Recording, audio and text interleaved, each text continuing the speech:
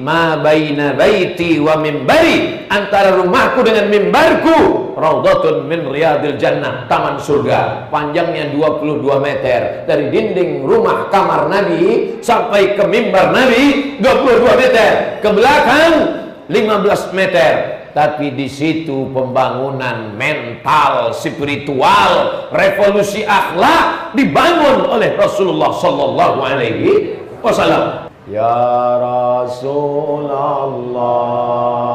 salamun alaik, ya rafi'a sya'ni wa daraji, atfatan yaji ratal alami, ya uhailal wal karami, ya uhailal judi wal karami, ya Rasulullah, wahai Rasulullah, salamun alaik, keselamatan untukmu ya Rasulullah, ya rafi'a sya'ni wa daraji, ya rafi'a sya'ni, engkaulah yang mengangkat keadaan kami, atfatan yaji ratal alani, bersikap lemburlah, bersikap sayanglah, bersikap kasihlah, ya uhailal judi wal karami, ya uhailal judi wal karami, wahai orang yang punya sifat judi wal karam, orang yang dermawan, bersikap lembut, bersikap baiklah. La tubtilu shadaqatikum bil manni wal adha, jangan kau iringi sedekahmu itu dengan kata-kata yang menyakiti hati.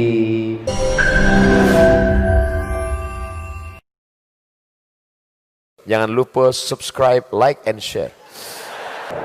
Bagi yang fakir miskin, semangat dia mendoakan. Bagi yang sedang membuka usaha, semangat pula dia menjemput rezeki. Karena orang beriman, dia bukan mencari duit untuk dunia, tapi semangat mencari duit untuk membangun cari duit, pergi petang pulang pagi. Kok gitu Pak Ustaz? Dia security jaga malam. Pontang panting lintang pukang tunggang langgang, akhirnya dapat duit, dibelikan ke mobil, mobil tinggal, dibangunkan ke rumah, habis diambil ahli waris, dibelikan ke cincin, habis semuanya dirampok orang. Tapi kalau kau bangunkan ke masjid, inilah yang kekal abadi. Masjid Demak di Jawa Tengah, apa maknanya?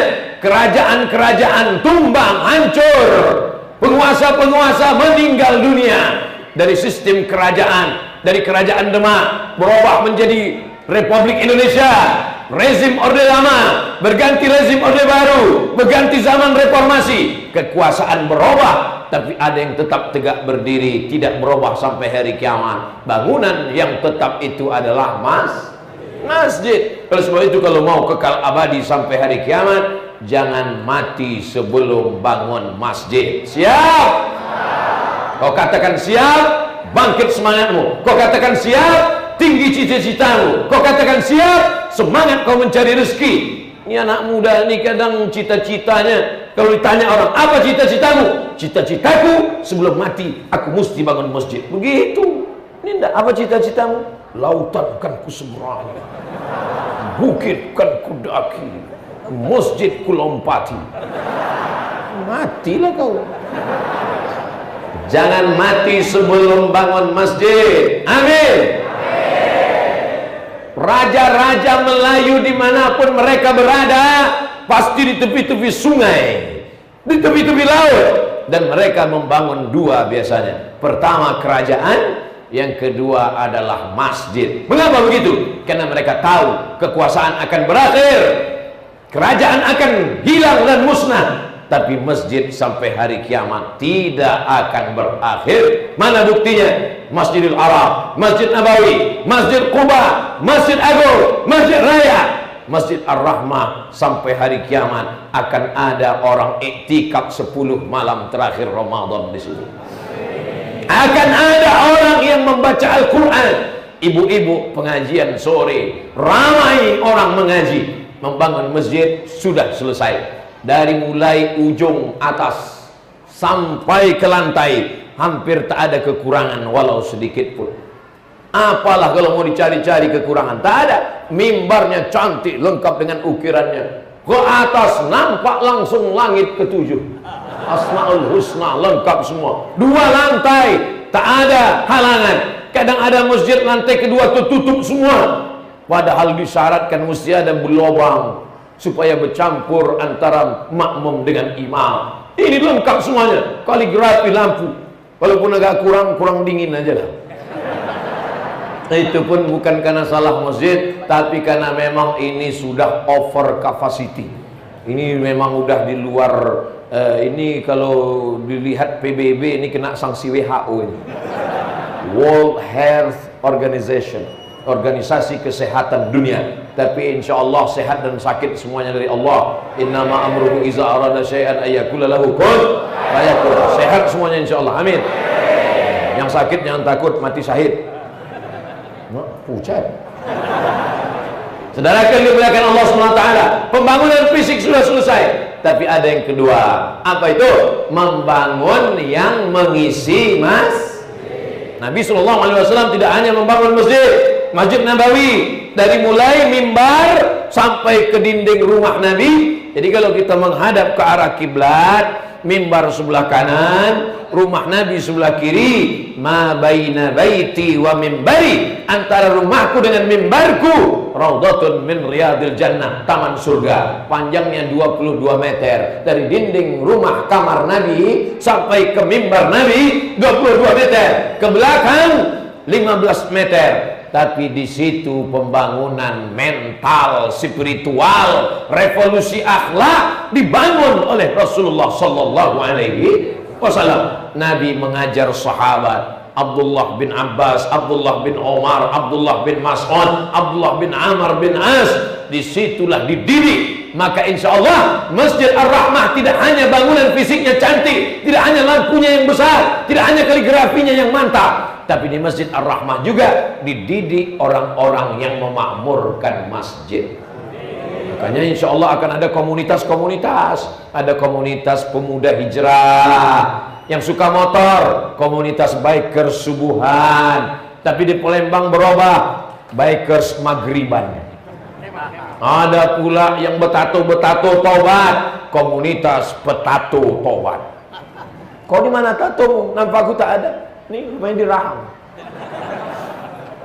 Ada komunitas hijabers, ibu-ibu, mereka ini kajiannya.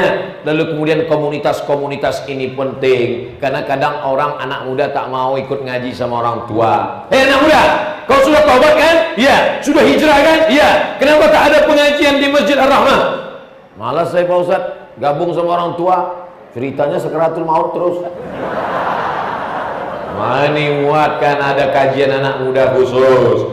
Undang Ustadz Ali. Ustadz Ali ini, Kemas Ali ini memang dia khusus anak-anak muda aja. Kalau orang-orang tua ikut dia bahaya, bawaannya jadi muda lagi. Banyak ibu-ibu marah nanti. Nah ini oleh sebab itu ini anak muda ini mesti dikelola dengan baik. Gimana anak-anak muda? Siap buat komunitas-komunitas? Mantap. Tinggal Ustadz Ali lagi. Langsung daftar ke nomor berikut ini. Ustadz Ali ini ustadznya anak muda ini. Saudara yang dimuliakan Allah Subhanahu wa taala, sore ibu-ibu wirid Yasin, malam pengajian bapak-bapak, anak muda, subuh dan maghrib. Karena memang nanti kita masuk surga itu berkomunitas-komunitas. Wasiqal ladzina taqaw rabbahum ilal jannati zumara. Mereka akan dibawa masuk ke dalam surga zumara, berkomunitas-komunitas. Malaikat Ridwan memanggil, komunitas bikers maghriban masuk. Pas di pintu tak kasih masuk, kecuali kau. Kenapa? Maghrib aja sembahyang. Namanya aja maghriban. Subuh, zuhur, asar, isya tetap. Ini semua hanyalah kelompok komunitas nama, tapi yang dicari tetap semuanya lillahi ta'ala. ilahi anta maksudi, engkau yang kumaksud, wa ridhaka matlubi, ridhamu yang kucari. Jangan tinggi-tinggi ngajinya dulu, jangan kaji ke langit ketujuh dulu, kaji dulu perbaikan baca Quran, huruf makharijul huruf. A'udzu billahi minasy syaithanir rajim. Bismillahirrahmanirrahim. Aj'altum siqayatal hajj wa imaratal masjidil haram kaman amana billahi wal yawmil akhir wa jahada fi sabilillah la yastawuna indallah. Yang mana Ustaz baca? Itulah dia. Apakah kamu samakan antara orang yang memberi minum untuk jamaah haji dan orang yang memakmurkan Masjidil Haram? Seperti orang yang hanya beriman kepada Allah dan hari akhirat dan berjihad di jalan Allah, la yastawuna indallah, tak sama di sisi Allah. Itu bacaannya. Jadi anak-anak nanti setiap ini baca. Ketika datang kawannya dari Medan, Sumatera Utara, datang dari Jakarta, aku mau sholat di masjid yang kemarin Ustadz Somad ceramah itu ada tanda tangannya, datang deh kemari. Ditanyanya kawan, kau udah lama tinggal sini? Aku memang tinggal sini. Apa bacaan ini? Ayolah kita pulang. Benar yang dimuliakan Allah Subhanahu Wa Taala. Dari dasar dulu perbaiki bacaan Quran supaya bisa jadi imam. Kalau ayah kita meninggal, kita yang akan maju ke depan. Mana ahli warisnya? Ini bapaknya meninggal dunia. Semua menunjuk kepada anak. Mana anaknya? Ini, kata orang. Terpaksalah dia maju. Kakinya sudah ditolakkan orang. Maju ke depan. Saking kan groginya, ruku dia. Allahu Akbar. Ruku, lalu sujud pula lagi. Selesai sholat ditanya sama kawan-kawan, kenapa kau ruku dan sujud? Sholat jenazah mana ada ruku sujudnya? Banyak kali dosa bapak aku. Saudara yang dimuliakan Allah Subhanahu Wa Taala. Jadi membangun masjid ini buktinya, kalau ada orang mengatakan membangun masjid susah, membangun masjid payah, datanglah kalian ke Palembang, datanglah kalian ke Masjid Ar-Rahmah, modal 165 juta, 3,5 miliar siap. Saya tak tanya apakah ada utang cash atau tidak, takut saya. Tapi yang bisikan-bisikan tak ada. Di beberapa masjid pernah saya ceramah, karpetnya tebal sekali. Waktu saya berdiri di atas karpet, hilang jari-jari saya. Tenggelam semua. Hebat masjid ini, kata saya. Tak lama sudah itu datang kertas, saya baca, tolong umumkan Pak Ustadz, karpet masih hutang. Maafi masjid kita, Masya Allah, tabarakallah. Membangun masjid kata orang susah, buktinya bisa tegak dalam waktu 1 tahun, tegak berdiri. Tapi mesti ada keseimbangan. Ada hardware, ada software. Hardware, tiang hardware, dinding hardware, atap hardware, kubah hardware. Software, imamnya, Bilalnya. Dalam rangka Maulid Nabi, lomba azan antar remaja sekeliling Masjid Ar-Rahmah. Setuju atau tak setuju? Setuju. Mereka yang azan nanti. Allahu Akbar, Allahu Akbar. Tak lulus. Terjepit suaranya. Ayyala salat. Juara 1. Jadi anak-anak muda ini dilatih mereka muazzin, lomba khotib, naiklah mereka ke atas khutbah Jumat. Saking kan groginya, penutupannya pun pakai assalamualaikum. Innallaha ya'muru bil 'adli wal ihsan wa ita'i dzil qurba wa yanha 'anil fahsya'i wal munkari wal baghi ya'idzukum la'allakum tadhakkarun fadhkurullahal 'azim yadhkurkum was'aluhu min fadlihi yu'tikum wa la dzikrullahi akbar wallahu ya'lamu ma tasma'un. Assalamualaikum warahmatullahi wabarakatuh. Selesai khutbah ditanya sama kawan, kenapa pula khutbah Jumat kau tutup pakai assalamualaikum? Lumayan aku bisa, kau tak bisa sama sekali. Jadi ini mesti ada kaderisasi. Jangan sampai bangunan masjid mantap, imam yang tahun 70 dulu, itu juga lagi imam.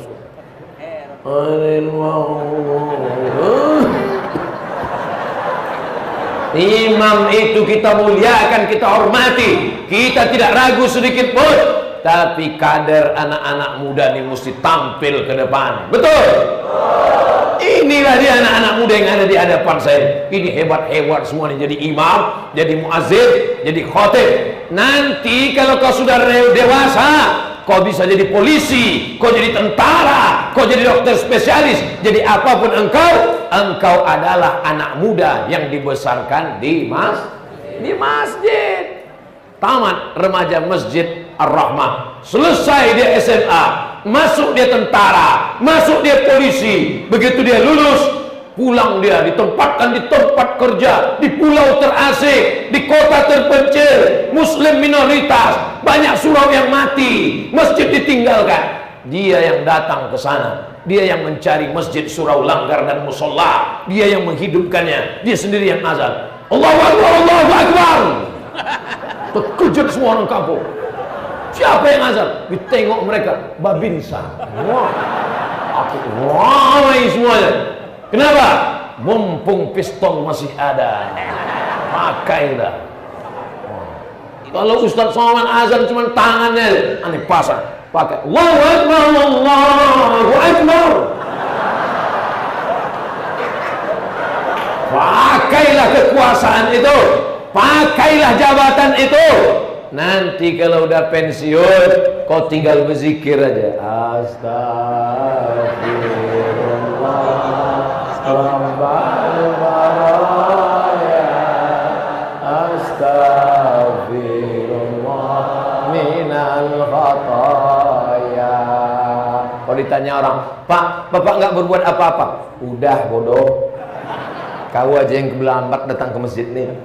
Kami beramal nih waktu masih muda. Yang sudah tua tak usah diceramahi lagi. Memanglah sudah di masjid. Kalau sudah tua pun tak ke masjid juga, dibakar aja lah jenazahnya. Saudara yang dimuliakan Allah Subhanahu wa taala, maka ini poin penting. Syukur-syukur ada lagi tanah kosong atau ada rumah yang bisa dibebaskan. Dibuatlah di sana TK Quran. Setuju? TK Quran, tamat TK Quran, hafal juz amma, juz 30, sehingga sebelum masuk SD dia sudah hafal ayat-ayat pendek. Tujuannya untuk apa?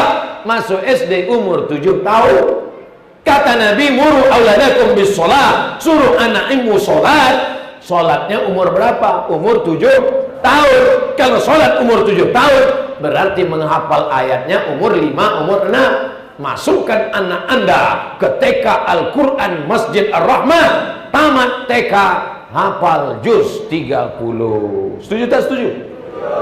Tak setuju pun tak apa-apa, saya teruskan ceramah nih. Andai pulang semua jamaah nih, saya ceramah sama kamera aja biasa. Selalu saya ceramah berdua aja sama kamera. Hai guys,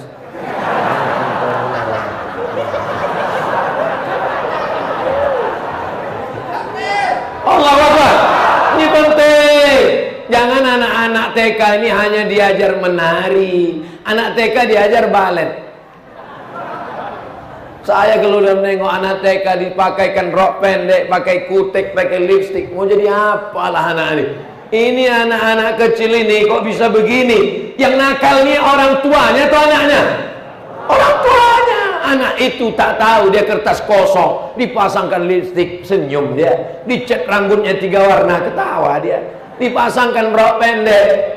Kalaulah masih kecil aja roknya udah pendek, nanti gadis tak bercelana dia sama sekali. Maka dari kecil terlonjak-lonjak, sudah besar terbawa-bawa, sudah tua terubah tidak. Maka dari TK itu dibiasakan dia pakai rok panjang, pakai baju kurung, pakai hijab, menutup wajah. Tengoklah bagaimana orang di Palembang semua pakai cadar. Entah cadar, entah masker lah. Saudara yang dimuliakan Allah Subhanahu wa taala, jadi anak-anak TK ini tidak lagi menari-nari, tidak lagi menyanyi-nyanyi. Topi saya bulat, bulat topi saya. Kalau tidak bulat, bukan omak saya. Tapi yang dinyanyikannya apa? Ar-Rahman. Yang dinyanyikannya apa? amma yatasaalun. Yang dinyanyikannya apa? Idza samaa'un fatarat. Yang dinyanyikannya apa? La uqsimu bihadzal balad. Bapak pun pulang kerja, datang dia lucu-lucu, datang dia ketawa-ketawa. Sini nak, sini nak, sini nak. Ulang hafalannya ya, ulang hafalannya. Baca amma yatasaalun. Tapi waktu bapak ngetes amma yatasaalun tuh, Quran bapak sudah siap di tangan. Supaya kalau dia berhenti bisa disambung. Sana kalau tidak nampak betul bodoh kita. Kalau kebetulan handphonenya tak ada Quran digital, mati sudah. Anak tuh macet-macet. Shadaqallahul azim. Tapi ya masih hafal lagi. Maghrib dah dekat dah. Habis maghrib ke isya, masjid jangan sampai kosong. Ada pengajian, alhamdulillah. Kalau pengajiannya setelah isya, dari maghrib ke isya, maghrib mengaji. Berikut ini pemencetan tombol maghrib mengaji oleh bupati, gubernur, kepala daerah, wali kota, anggota dewan. Pemencetan tombol maghrib mengaji. Bel rusak. Difotolah semua, update status jamaah, launching maghrib mengaji. Alhamdulillah. Besok kosong. Tidak ada. Kita tidak perlu launching, kita perlunya action. Betul? Maka maghrib mengaji. Dari maghrib ke isya, anak-anak mengaji. Kalau selama ini maghrib mengaji cuma di rumah, seorang bapak membacakan Quran untuk anaknya, panggilnya anak, sini baca amma yatasaalun. Amma yatasaalun. Yang SD, SMP, sini baca Ar-Rahman. Ar-Rahman allamal Quran. Yang masih TK, sini apa dah? Iqra apa? Baca batata. Istrinya, sini kau baca apa? Yasin bang. Apa kau ni dari dulu belum nikah ni Yasin, sekarang anak udah 3 Yasin juga. Persiapan untuk abang. Atau nanti abang sakratul maut, biar cepat golnya bang gitu. Saudara yang dimuliakan Allah, bersyukurlah kalian yang senyum-senyum nih. Bini kalian masih pandai mengaji. Daripada dia tak pandai mengaji, pas kalian mau sakratul maut, dibisiknya ke telinga, what can I do? Maaf, saya baru ingat nih dalam masjid. Kok di tanah lapang sampai selesai saya nyanyikan. Begitu kalian bisikkan what can I do, langsung dibalasnya, I want to break free gitu. Orang yang dimuliakan Allah Subhanahu wa taala, maka kita bersama dalam Al-Quran, makharijul hurufnya, bagaimana tulisannya sudah cantik, bacaan suaranya. Bacakan, telur ayamnya tak najis, tapi kulit telur ayam itu keluar dari tempat tai ayam. Pernah kalian tengok lubangnya 2, satu tempat tai ayam, satu tempat telur ayam? Enggak. Jalurnya cuman jalur busway itu aja satu. Kulit telur ayam itu keluar dari lubang tai ayam. Tak bisa Ustaz pakai bahasa yang lebih lembut. Apa lagi? Mana ada yang lain? Maka dia najis. Dicuci dulu. Setelah dicuci baru diceplok. Ini enggak, asal ceplok. Najis, kotor, maka dia berubah menjadi mutanajis. Setiap yang mencicipi, gimana kau rasa? Yummy, enak. Apa sih resepnya? Mau kau kasih tahu? Iya, lubang tai ayam. Maka makanannya mesti halal. Kenapa makanannya halal? Karena telur ayamnya dicuci. Waktu mengaduknya pakai sholawat. Kenapa begitu? Karena dinasehati oleh ustadz-ustadz Mas Puro. Apa nama tempat jualannya? Olala. Yolala. Yolala itu artinya yolahlah. Yo yang sebenar-benarnya. Yolahlanian. Paham? Itulah yang menyelamatkan kita. Atib mat'amat. Kenapa orang berdoa mengangkat tangan ke langit, tapi doanya tak dikabulkan Allah. Mat'amuhu haram, makanannya haram. Masrabuhu haram, minumannya haram. Karena penyaringnya pakai tulang babi. Kalau mau dipakai tempurung kelapa mahal. Masrabuhu haram, malbasuhu haram, pakaiannya dibeli dengan uang haram atau memang terbuat dari benda haram. Wa ghudhiya bil haram, disuapkan makanan haram, maka insya Allah minumannya halal. Dari mana minuman halal nih? OKOC. Ustadz, berapa Ustadz dapat duit endorse nih? Saya sampai sekarang tak ada mengambil duit endorse nih, karena niat saya membangkitkan ekonomi. Makanya kalau datang jamaah jumpa saya bawa keripik 2 bungkus, Ustadz katanya, ku tahu yang kau mau. Nah, mari keripik kau tuh sini, foto sini. Belilah keripik ini, hanya agen tunggal, nomor berikut ini. Sebelum pendaftaran ditutup. Nah, pakai pendaftaran pula Pak Ustadz.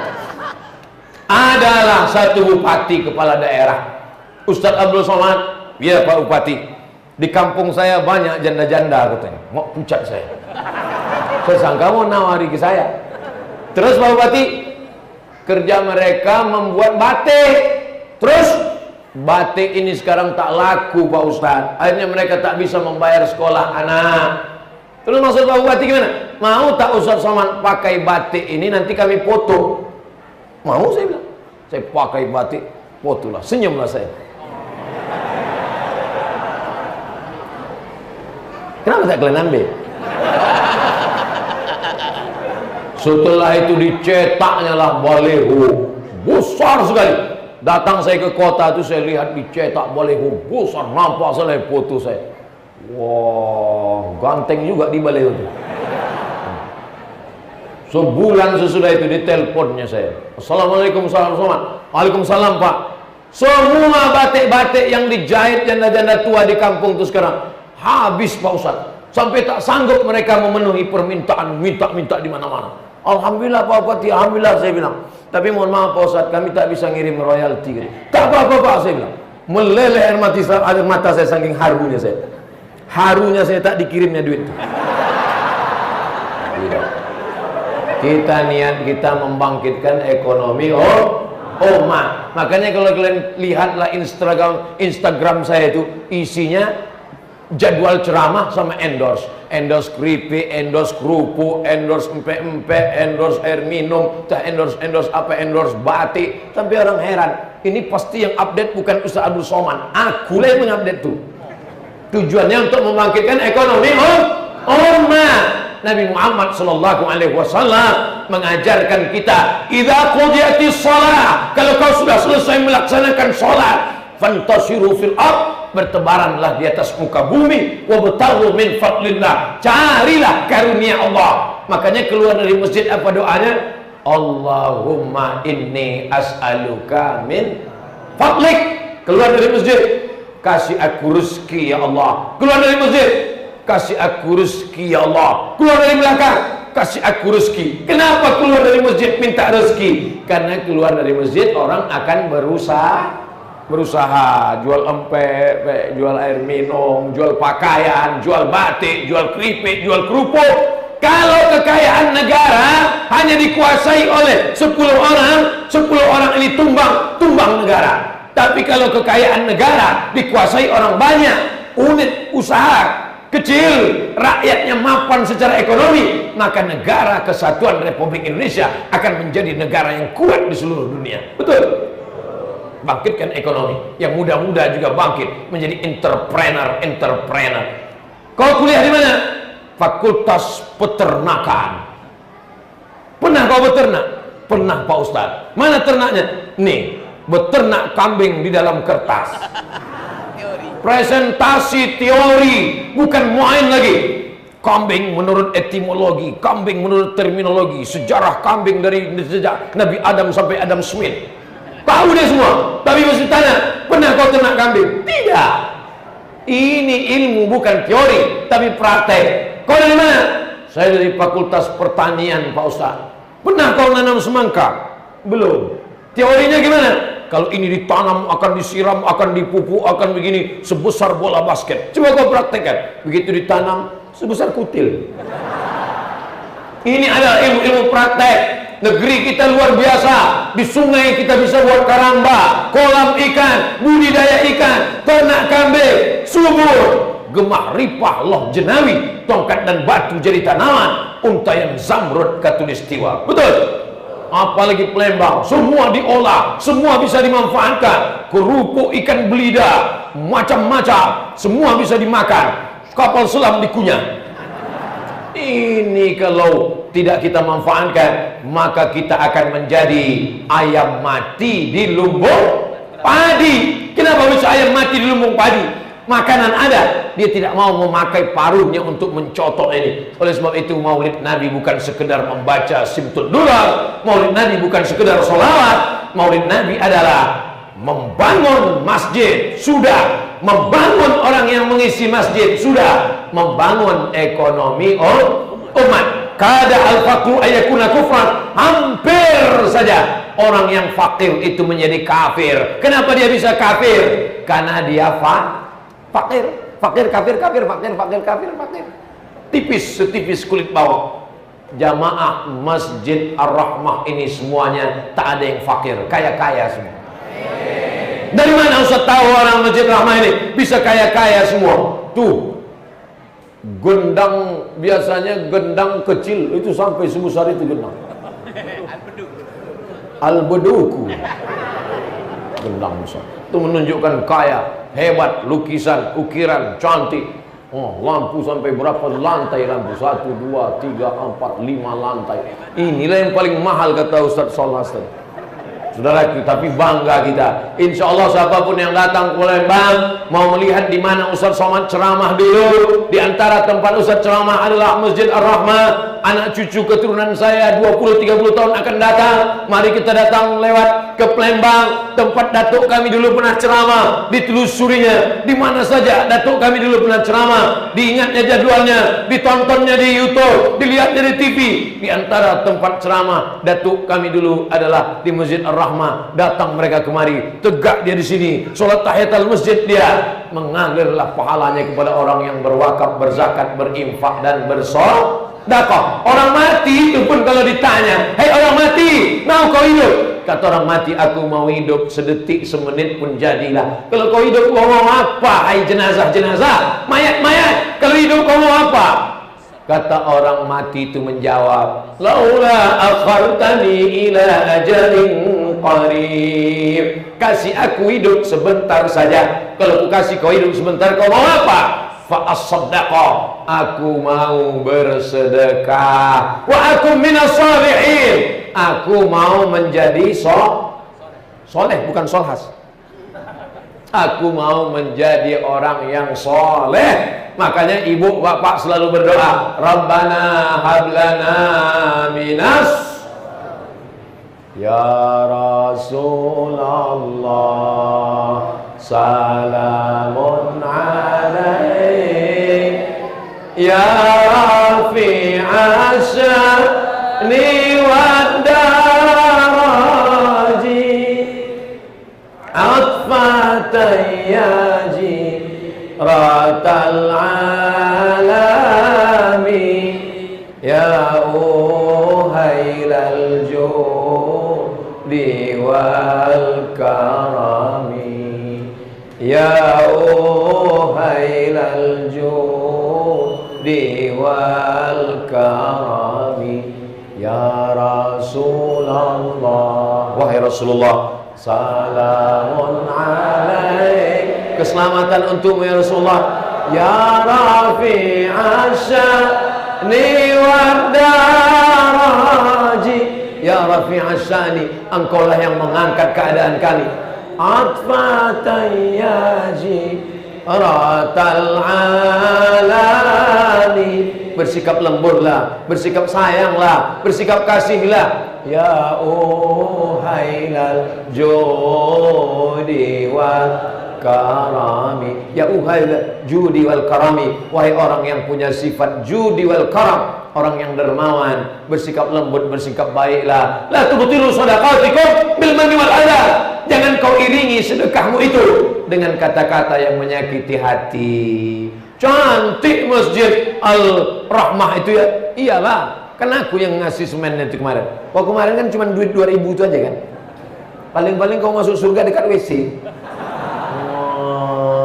Sakit kali hatiku nengok dia Pak Ustaz. Maka setiap jumpa di masjid, ku usahakan jauh-jauh dari dia.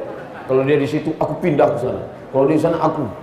Memang lidah dia itu Pak Ustaz, macam kukuran kelapa Pak Ustaz. Tahu Bapak Ibu kukuran kelapa? Ukuran kelapa itu dia berputar terus, tak mau tahu dia isi kelapa itu sudah habis. Batoknya pun dia gas juga. Jangan sampai kita mati orang bersyukur. Itu bapak yang sombong kemarin itu mati, alhamdulillah. Gara-gara dia lah aku tak mau ke masjid. Setiap ke masjid itu singgung pangkal jantungku saking sakit hati gitu. Tapi kita adalah ya uhailal judi wal karam, orang-orang yang punya kedermawanan dan orang-orang yang punya kebaikan. Yang selama ini pelit, bin bakhil, bin kedekut, bin al-geta wal basah. Al-geta wal basah. Al-geta wal basah. Mudah-mudahan semuanya berubah hatinya menjadi orang yang dermawan insyaallah. Amin. Memang betul doa Ustaz waktu malam maulid itu, waktu peresmian masjid itu, kawan kami itu memang mazhab dia mazhab al-geta wal basa memang Ustaz. Tapi sejak dengan ceramah Ustaz, selama ini ku intip-intip itu Pak Ustaz, asal pura-pura aku tidur dengan khutbah, aku tengok 2.000. Tapi sejak dengan ceramah Ustaz berubah Pak Ustaz. Berapa? 2.500. Saudara yang dimuliakan Allah Subhanahu wa taala, inti dari pengajian bukan ramainya, inti dari pengajian bukan suaranya, inti dari pengajian ada berubah Pak Ustaz. Tetangga saya dulu menceritakan aib orang, caci maki. Setelah dengar pengajian Ustaz berhenti Pak Ustaz. Berubah dia, stroke Pak Ustaz. Mudah-mudahan yang sakit-sakit sehat. Yang pelit-pelit jadi baik. Yang belum punya anak dikasih anak yang soleh-solehah. Dijadikan anaknya para penghafal Quran, memakmurkan masjid, menjadi orang yang memimpin sholat berjamaah tarawih 30 malam dengan khataman Al-Quran. Kalau ada di antara bapak ibu punya anak 3 orang, yang satu kaya, mau? Yang satu pejabat, mau? Yang satu IQ-nya paling tinggi, IP-nya 4 paling cerdas, mau? Tapi 4-4-nya sakau, tak mau. Makanya doa kita menjadi anak-anak yang soleh.